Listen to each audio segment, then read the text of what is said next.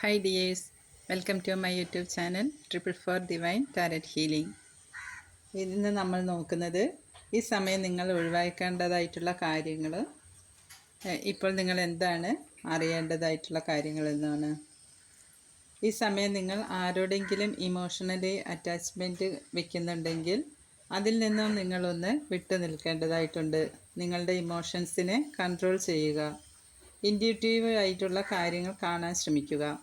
Self love, self care ഒക്കെ ചെയ്യുക. നിങ്ങളിലുള്ള ക്രിയേറ്റിവിറ്റിയെ കണ്ടെത്താൻ ശ്രമിക്കുക.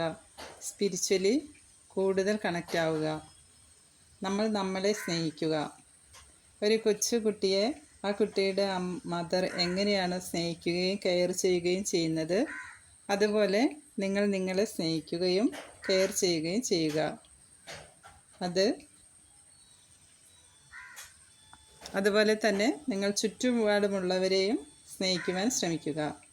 നിങ്ങളെ കൊണ്ടാവും വിധത്തിൽ മറ്റുള്ളവരെ സഹായിക്കുക. അത് സാമ്പത്തികമായിട്ട് തന്നെ ആവണമെന്നില്ല, അല്ലാതെ ഏതെങ്കിലും തരത്തിലുള്ള നിങ്ങളെക്കൊണ്ട് പറ്റുന്ന വിധത്തിലുള്ള ഹെൽപ്പ് ചെയ്യുക.